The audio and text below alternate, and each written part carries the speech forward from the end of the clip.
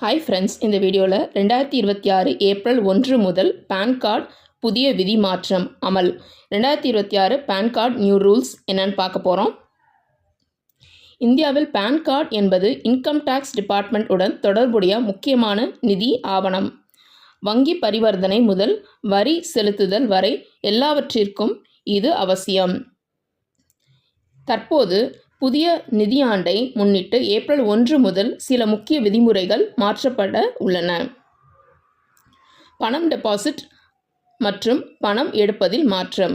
முன்பு ஒரு நாளில் ரூபாய் 50,000க்கு மேல் பணம் எடுத்தாலும் அல்லது வச்சாலும் பேன் அவசியம். புதிய விதி: ஒரு நிதியாண்டில் மொத்தம் ரூபாய் 10 லட்சம் தாண்டினால் மட்டும் பேன் தேவை. அதற்கு குறைவான பரிவர்த்தனைகளுக்கு பேன் தேவையில்லை. சொத்து வாங்குதல் அல்லது விற்பனை: முன்பு ரூபாய் 10 லட்சம் மேல் சொத்து வாங்கினால் பேன் கட்டாயம். புதிய விதி: ரூபாய் 20 லட்சம் மேல் இருந்தால் மட்டும் பேன் தேவை. இது நடுத்தர மக்களுக்கு சலுகை. வாகனம் வாங்குதல்: முன்பு இருசக்கர வாகனங்களை தவிர மற்ற எல்லாவற்றிற்கும் பேன் அவசியம். புதிய விதி: எந்த வாகனமாக இருந்தாலும் ரூபாய் 5 லட்சம் மேல் இருந்தால் மட்டும் பேன் தேவை. ரூபாய் 5 லட்சம் கீழே இருந்தால் பேன் தேவையில்லை. ஹோட்டல் மற்றும் வெளிநாட்டு பயணம்: முன்பு 50,000 மேல் ஹோட்டல் பில் இருந்தால் பேன் தேவை.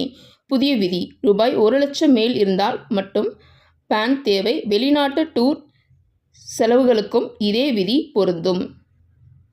காப்பீடு மற்றும் கிரெடிட் கார்டு: காப்பீட்டில் உயர் பிரீமியம் பாலிசிகளுக்கு மட்டும் பேன் கட்டாயம். கிரெடிட் கார்டு: இனி பேன் இல்லாமல் கார்டு கிடையாது. இந்த புதிய விதிகள் சில இடங்களில் சலுகை கொடுத்தாலும் சில விஷயங்களில் கட்டுப்பாடுகள் அதிகரித்துள்ளன. குறிப்பாக பேன் கார்டு இப்போது இன்னும் முக்கியமான ஆவணமாக மாறுகிறது. ஸோ ஃப்ரெண்ட்ஸ், இந்த வீடியோ பிடிச்சிருந்தால் லைக் பண்ணுங்கள், நம்ம சேனல் சப்ஸ்கிரைப் பண்ணுங்கள். நன்றி.